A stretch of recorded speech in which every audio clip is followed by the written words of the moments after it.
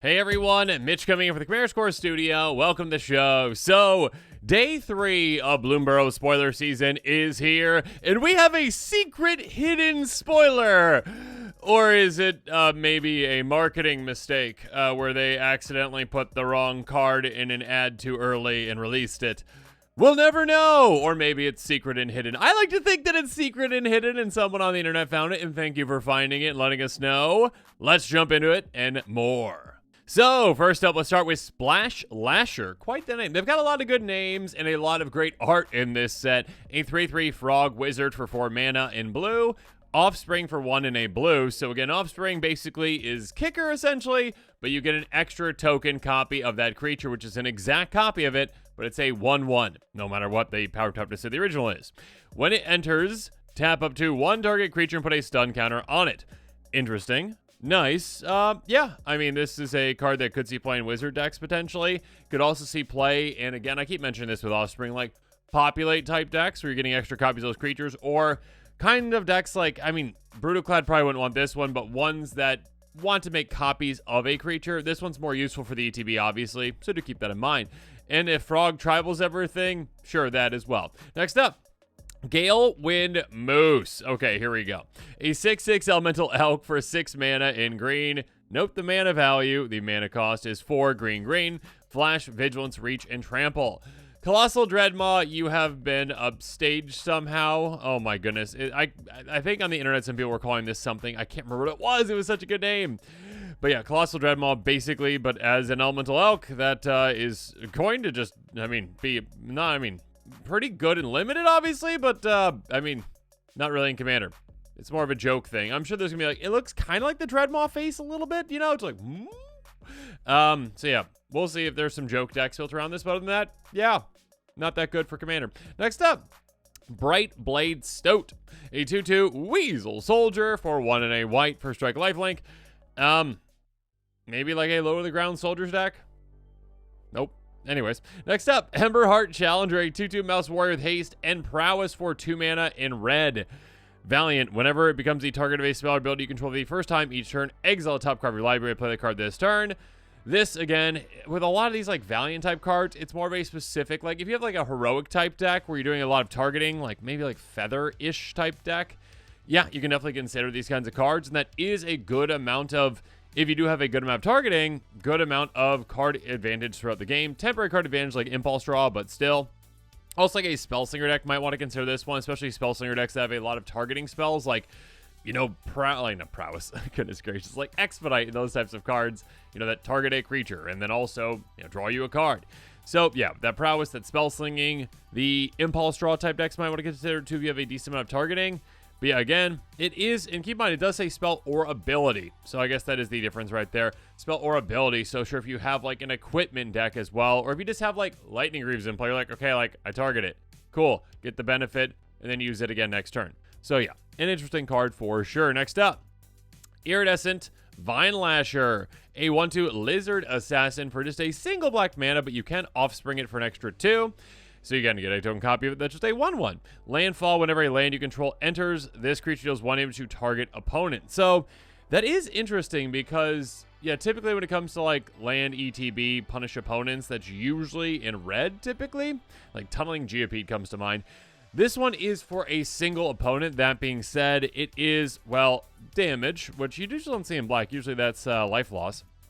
That being said, you can obviously get another copy of this and potentially even more copies. Obviously, like once you get that first copy, it's easier to, you know, obviously populate that, get extra copies of that too. The more and more things come into play, the more and more damage you're going to be doing. It's a very interesting card. I mean, Assassin decks could consider it just as like additional free damage throughout the game. And again, 2 bodies for the price of 1. I mean, you have to pay more, but you know, on 1 card essentially. So it's a very interesting card. Landfall decks definitely should consider it as well. Again, decks that care about token copies of things, etc., etc. Next up, Brambleguard Veteran, a 3/4 Raccoon Warrior for 3 mana in green. Whenever you expend 4 raccoons you control, get ++1 and gain Vigilance on turn.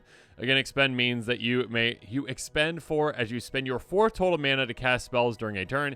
Keep in mind that's just specifically for spells, so if you're using mana for like abilities, other things, that doesn't matter. What matters is, oh, okay, I spent 3 mana in this spell. I spent 1 mana in this spell. Awesome. Cool. I spent my 4th mana. I get to actually get this trigger. The Raccoon Tribal, that'd be about it, I guess. Moving on to the secret spoiler, which might have just been a marketing mistake, but I'd like to see it as a secret spoiler. They're like, we hid this. Who will find it? Someone on the internet, apparently. Valley Floodcaller. Now, I mean, I'm not going to say this one. It's not like a leak, technically, and it's not like it's not an actual card, because it was in like a Wizards advertisement, so they wouldn't advertise something that was fake. So there you go. I'm assuming this is real, and it's a little hard to read. My apologies, but let's get into it. Valley Floodcaller, a 2/2 Otter Wizard for 3 mana in blue with Flash. You may cast non-creature spells as though they had Flash. Whenever you cast down a creature spell, birds, frogs, otters, and rats you control get +1 until on turn. Untap them. This is kind of like a mashup of a few different cards.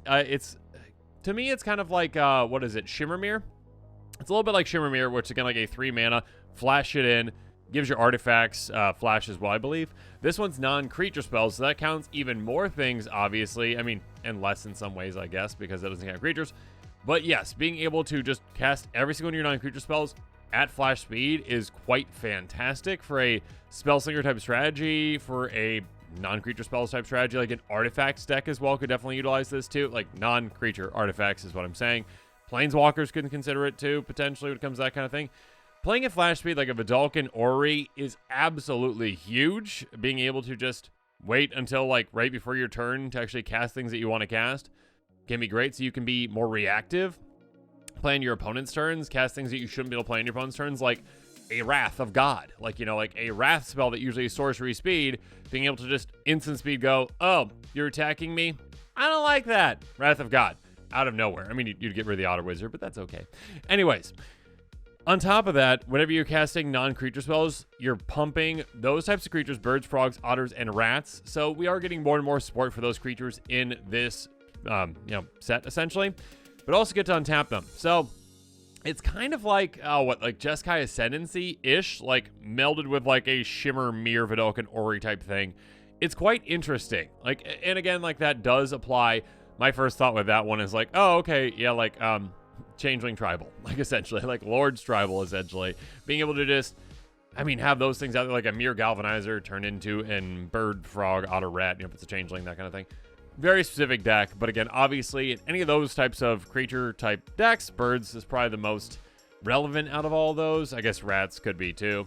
But yes, those currently, but we're going to be getting more support for those. It's a very interesting card for sure. So, yeah, I mean, you don't even have to, like, care about that second part really too much. You can really just care mostly about that first part as well for most decks out there. But again, that second part can be quite good for the right deck. Next up. Now I want to cover, because I got a lot of people asking me in the comments below about a commander that was in the very first spoiler. I mean, we had a ton of spoilers, a deluge of spoilers that just came out on that first day, and I covered one of the commanders from that with Maha. Now I'm going to cover Igra Eaterval. I'm just going to call it Igra. I don't know if I was saying that right or not, but we're doing a quick take on this one. Just a quick reminder, a 6/6 elemental cat for 5 mana Golgari ward, sacrifice a food, turns all other creatures into food, so basically pay 2 tap, sacrifice them. But allows them to keep their creature type and that kind of stuff. Whenever a food is put in a graveyard from the battlefield, put 2 counters on Igra Eaterval. So yeah, there's some crazy, weird, awesome things that you can do with this one. Let's jump into the quick take and talk about those cards that you should be considering for this commander if you're already interested in this one, because there's a lot of people already excited about this. And if you are interested in any of these cards or this commander, make sure you check out that card list link in the description below, of course. And actually, while you're down that description, make sure you follow my Kickstarter as well if you didn't see that at the very beginning of the episode. Make sure you check that out. I'm pretty excited about it. It's my very new card game, my own card game that I've been working on for a long, long time now, and I'm excited to finally share it. So yeah, please check that out. Pest Infestation. So turning all your opponent's creatures into foods is amazing. It turns them into artifacts as well, which means that it makes them much more susceptible to removal. Again, them being a creature, yeah, they're susceptible to removal, but now you're like, okay, you're also on another axis to removal as well, being a food. It actually turns your creatures into foods as well, so keep that in mind, but it doesn't turn Igra, your commander. Pest Infestation. Show 2 X target artifacts and or enchantments. Create twice X 1/1 black and green pest creature tokens. When this creature dies, you gain 1 life. Yet another way to just say, like, oh, this is kind of like now a creature board wipe anyway. I mean, it is targeted, but you do get to replace those as creatures, which also gives you more foods that you can use in some weird ways, too. We'll talk about here in a little bit. Creeping Corrosion, though. Yeah, this card, again, doesn't see very much play at all in Commander, but it's very good in this scenario because it's basically like a, not one-sided board wipe, but it's a destroy everything but my commander kind of spell. Sorcery for 4 mana, destroy all artifacts. So again, you turned all of your opponent's creatures into artifacts. It also takes out, their mana rocks, any other artifacts too. You don't just say, okay, all those are gone. Oh my goodness, how many creatures did I just take out? My commander gets 2 counters per each creature taken out because, again, they're all artifacts, which are foods too. And all of a sudden, my commander, again, most likely, there was like just 8 creatures on the board. All of a sudden, my commander is now a one-shot KO, and my opponents have no creatures to block. So, yeah, this is just a great way to take out opponents. Next up, Fate from History.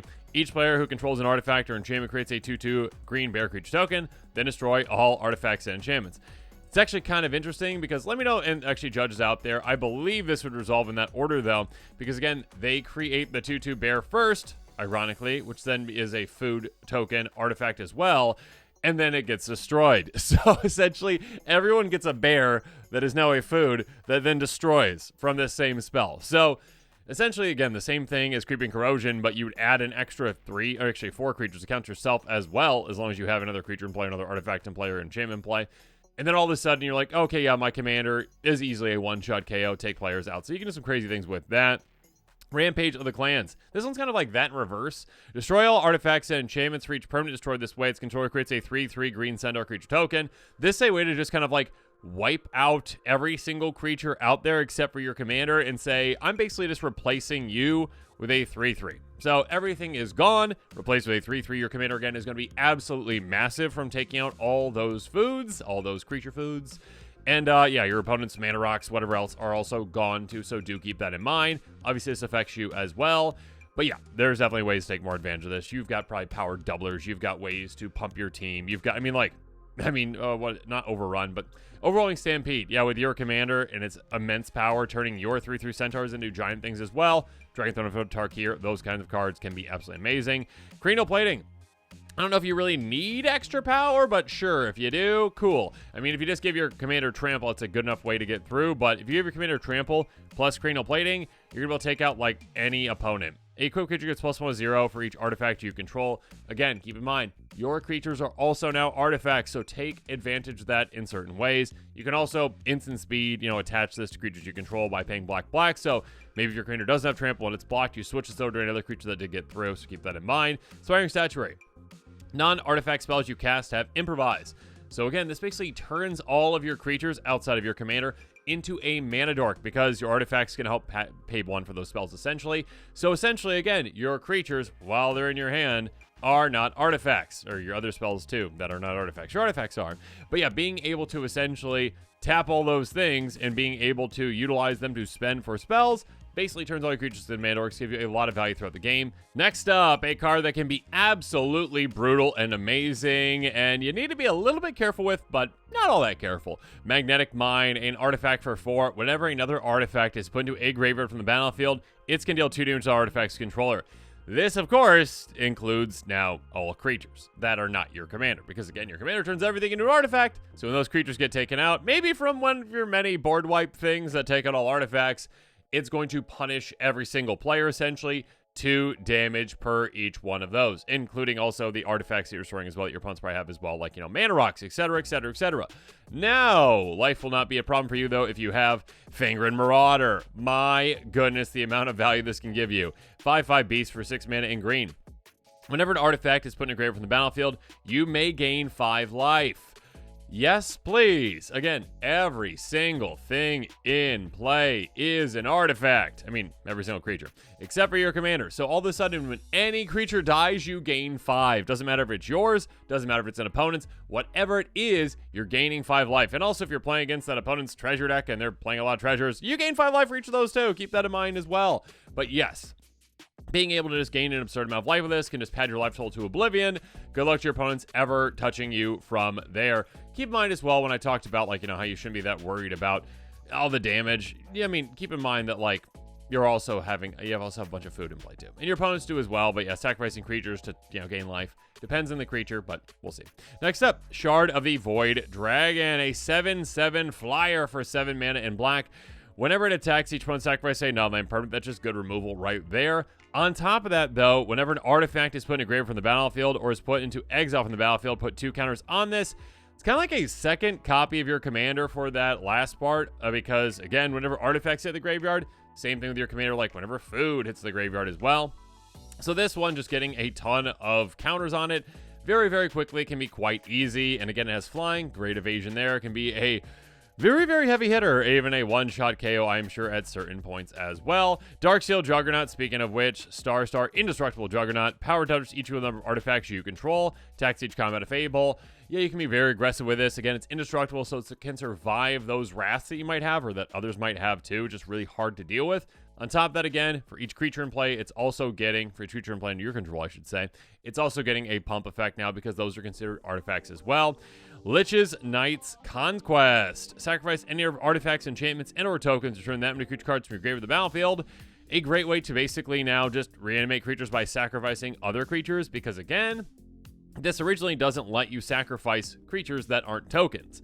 That being said, now that your creatures are artifacts, you can sacrifice those to bring other creatures back. Or actually, keep in mind, if you got a creature that has like an ETB, maybe like a Terastodon or whatnot, you can sacrifice it to bring itself back, because you aren't targeting things at your graveyard. You're sacrificing the things, they can hit your graveyard, and then you can target them, because again, you're turning from an artifact to a creature out of your graveyard. So keep that in mind. Corpsejack Menace. Yes, this is a crazy good card. 4/4 Fungus for 4 mana and Golgari. One of our counters we put on a creature you control, twice that many of those counters put on instead.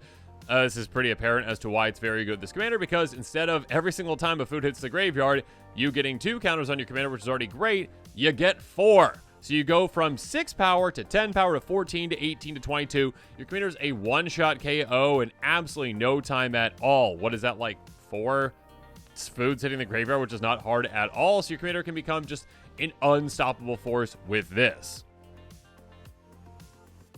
Next up, though, in the pricier picks, again, cards outside of my budget, barely with Verdian Revel, right above $1. Please! They're never going to reprint this, probably. Enchant for 3 mana in green. Whenever an artifact is put in an opponent's grave from the battlefield, you may draw a card. Keep in mind, yeah, treasures do hit this, which is lovely, because do keep in mind that, like, when it comes to, like, tokens, it technically does hit the graveyard, okay? It goes away right away, but it hits the graveyard, so you still get the trigger. That being said, with this now, all your opponent's creatures are artifacts, so every single one of those hits the graveyard, and all of a sudden you're drawing cards. Again, you cast a board wipe that destroys artifacts. There's 20 creatures in play your opponent's control. Congratulations, you are drawing up to 20 cards. Again, you may draw a card. You can draw an absurd amount of cards with this. Just creatures getting taken out throughout the game, you're going to be drawing an absurd amount of cards with it. Love that card. Yeah, definitely one to pick up for this commander. Seeds of Innocence, a old, very old board wipe, I guess. Sorcery for 3 mana. Bury all artifacts. Destroy. Each artifact's controller gains amount of life equal to artifacts casting cost. Keep in mind, this will gain players' life when you're taking out creatures or, you know, artifacts, artifact creatures. It's one to consider, though. Next up, Bane of Progress. Enters the battlefield, destroy all artifacts and enchantments. Put a counter on Bane of Progress for each card destroy this way. This one actually might destroy itself. The rules lawyers out there, let me know on that one. But again, it could be something to consider just because it's like, okay, because it doesn't say all others, so it would destroy itself, right? Because it's an artifact creature at that point. That being said, again, if you're just looking for a lot of ways to just wipe the board, destroy all artifacts, and just let your commander just go at your opponents, make sure you're considering all the above. Disciple of the Vault. Whenever an artifact is put in the grave from the battlefield, it may have target opponent lose 1 life. Yeah, being able to apply to all artifacts, not just your own, that is absolutely huge. So again, board wipe happens, 20 artifacts get taken out, which includes creatures, of course.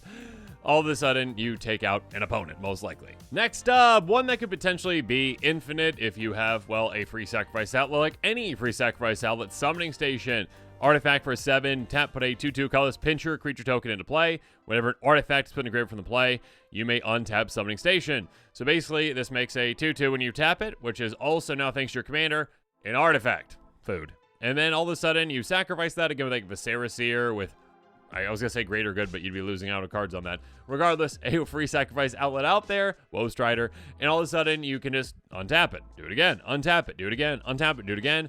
Obviously, that is, well, infinite. Rules lawyers out there, 1 trillion, whatever it is. You can't technically go infinite. Technically, you have to pick a number, but 1 trillion counters on your commander, whatever it is, and also whatever other triggers you might have. So yeah, Disciple of the Vault, you take your opponents out with that. Or Marionette Master, you should also be considering a card like this. Artifact you control from grave from the battlefield. Target opponent loses life equal to Marionette Master's power. This one is one where, again, it only applies to yours you control, That being said, with all your creatures being artifacts, that can still punish your opponents quite a bit. Again, at the very least, if you fabricate 3 to get those 3 counters on this, that's 4 life per artifact in the graveyard. You can also take advantage of those with Gaio Master Chef. 5/3 Troll Warlock for 4 mana in Golgari. Trample. At the beginning of your end step, create a number of food tokens equal to the number of non-token creatures you had into the battlefield under control this turn. So basically, you're adding more and more food to play, including the food creatures that you have. But on top of that, by paying 1, you can sacrifice a food. Target creature gains indestructible up turn. Tap it. So by doing that again, you are sacrificing foods, which is pumping your commander. Keep that in mind. You can also protect your commander with indestructibility, or you can tap down your opponent's creatures to get your commander through with this, or protect other things as well. So yeah, it's a very good versatile card to have in the deck. And basically, any kind of card that works with counters, getting more counters when counters happen, those kinds of cards can be absolutely great. Hardened Scales. Enchant for 1, a green mana. If 1 or more counters you put on a creature you control, that many +1 are put on instead. This doubling season, anything that works on doubling counters obviously can be very, very, very good. This doesn't technically double, it gets an extra counter, but still getting 3 counters instead of 2, that can really, really stampede things pretty quickly with this commander. But now as this episode is coming to a close, it's time for me to hear from you. So in the comments below, let me know your thoughts on all these cards. Or if you are interested in this brand new, exciting, food-loving commander, make sure you check out that card list link in the description below. Stay tuned to this channel for more exciting quick takes and spoilers. Check out my Kickstarter when you have a second, please. I'm really excited about it, and I hope that you enjoy it as much as I do. And of course, as always, thanks again and have a good one. This show and episodes like this one are possible thanks to viewers like you. If you're looking for an easy way to help support this show, make sure that you like, share, and subscribe. Also, hit that bell notification icon so you don't miss any new episodes. You can also go check out our playmats and other merchandise at thecommandersquarters.com. We also have a ton of brand new t-shirt designs in stock, so make sure you check out those as well. Another easy way to support this show is with our TCG Player affiliate links. So whether you're buying a deck or individual cards, you can use this general link right here or one in the description. And the final way that you can support this show is by supporting us directly by becoming a patron. There are many benefits to being a patron, and I truly couldn't do this without all of their support.